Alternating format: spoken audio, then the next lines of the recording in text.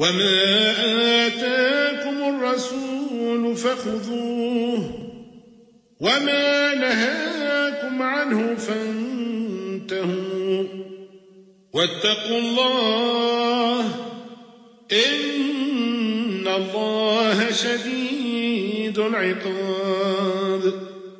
للفقراء المهاجرين الذين أخرجوا من ديارهم وأموالهم يبتغون فضلا من الله ورضوانا وينصرون الله ورسوله أولئك هم الصادقون. والذين تبوأوا الدار والإيمان من قبلهم يحبون من هاجر إليهم ولا يجدون في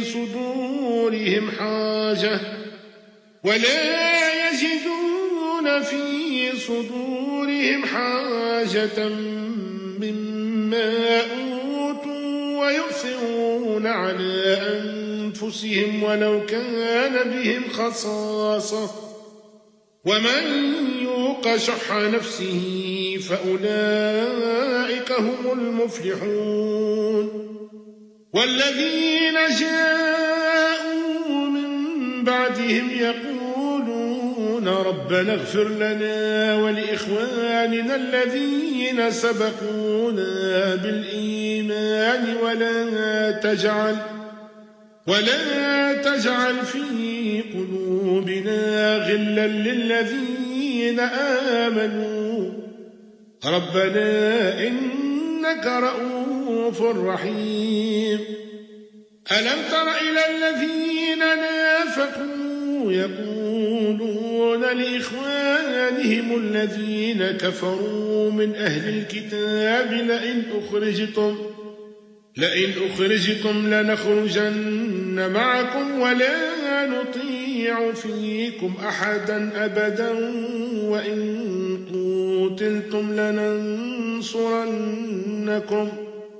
والله يشهد إنهم لكاذبون.